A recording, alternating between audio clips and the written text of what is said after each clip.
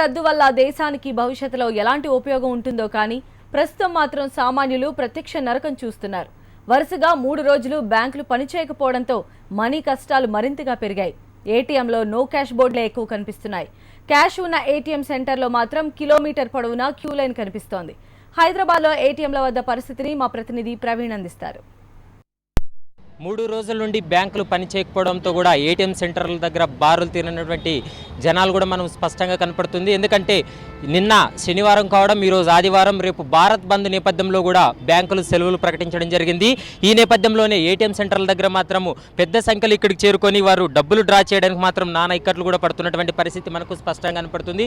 ఎందుకంటే పెద్ద నోట్లు రద్దయిన తర్వాత దాదాపు 18 రోజుల పాటు కూడా ఇలాంటి పరిస్థితి ఏర్పడిందనేది కూడా మనకు స్పష్టంగా తెలుస్తుంది. ఎందుకంటే సామాన్య ప్రజలను దృష్టిలో పెట్టుకొని ఏదైతే ఈ ఏటీఎం సెంటర్లో కావచ్చు, బ్యాంకుల్లో కావచ్చు డబ్బులు లేకపోవడంతో కూడా తీవ్ర ఇబ్బందులు కూడా గురవుతున్నటువంటి పరిస్థితి.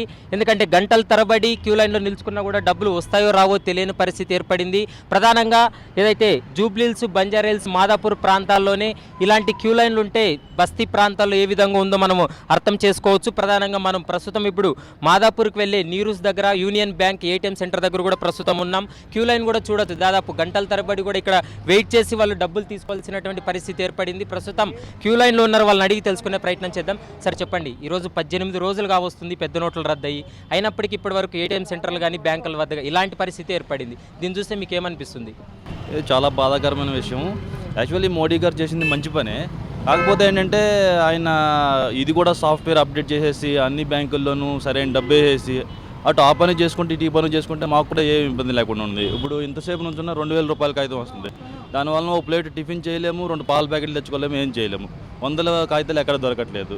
సో ఇది పరిస్థితి. అయితే 3 రోజులు నిన్న ఈ రోజు రేపు 3 రోజులు కూడా బ్యాంకులకు వరుసగా సెలవులు రావడం జరిగింది. ప్రధానంగా ఏటీఎం సెంటర్లో ఎక్కడ డబ్బులు లేవు, ఉన్న డబ్బులు కూడా 1 అవర్లో కూడా అయిపోతున్నటువంటి పరిస్థితి. దీనివల్ల సామాన్య ప్రజలు ఎలాంటి ఇబ్బందులు గురయ్యే అవకాశం ఉంది?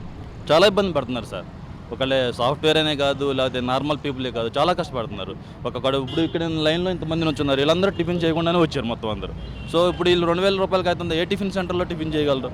కానీ ఇంత కష్టాల్లో కూడా సో యూనియన్ బ్యాంక్ అనేది మట్టికి 24/7 సర్వీస్ మనకు అందిస్తుందండి. ఈ హైదరాబాద్లో ఎక్కడ ఏ బ్యాంకులోనూ డబ్బు లేదు. ఈ బ్యాంక్ మట్టికి ఎక్సలెంట్ సర్వీస్ ఇస్తున్నాం మేడం. దీంట్లో మేనేజర్ కానీ సెక్యూరిటీ వరకు ఈవెన్ అందరికీ థ్యాంక్స్ చెప్పుకోవచ్చు మనం. ప్రధానంగా మనం చూడొచ్చు, క్యూ లైన్లో కూడా మరికొద్ది మంది ఉన్నారు, వాళ్ళని అడిగి తెలుసుకుందాం. సార్ చెప్పండి, ఎందుకంటే బ్యాంక్స్ ఇప్పటి వరకు కూడా 18 రోజుల నుండి పని చేయకపోవడము, ఏటీఎం సెంటర్లో డబ్బులు లేకపోవడం వల్ల ఎలాంటి ఇబ్బందులు తలెత్తుతున్నాయి? ప్రయాణం చేయాలన్నా ఇబ్బందికరంగా ఉంది. ఎక్కడైనా ఆటోలు వెళ్ళాలన్నా, బస్సులు వెళ్ళాలన్నా ఎవరు కూడా చిల్లర కోసం మేము 2000 రూపాయల నోటు మాత్రం ఇక్కడ ఇచ్చేస్తుండే ఏటీఎంలో. ఆ 2000 రూపాయలకి చిల్లర ఎక్కడ దొరకడం లేదు. ఆ 2000 రూపాయలు చిల్లర చేసుకోవాలంటే కమిషన్ అడుగుతారు. 200, 300, 400 అట్లా కమిషన్ అడుగుతున్నారు. మరి దాని గురించి కూడా మీరు ఆలోచన చేయాలి. మేము ఎంత ఇబ్బంది పడుతున్నాం అంటే ఆటోలు వెళ్ళడానికి, బస్సులు వెళ్ళడానికి, బైక్ పెట్రోల్ పంపులో కూడా పెట్రోల్ పోసుకున్నా కానీ కార్డ్ సిస్టంలో తీసుకోవాలి, కానీ మేము నోట్ ఇచ్చిన వాళ్ళు చిల్లర ఇవ్వడం లేదు. దానివల్ల చాలా ఇబ్బంది పడుతున్నాం.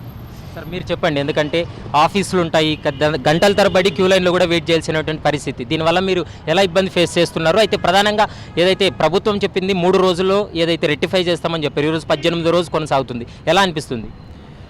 ప్రాబ్లం అనేది రెక్టిఫై అవ్వదు సార్ మనకి. సో ఎందుకంటే హైదరాబాద్ అనేది కనీసం 1 కోటి మంది జనాభా ఉన్నారు.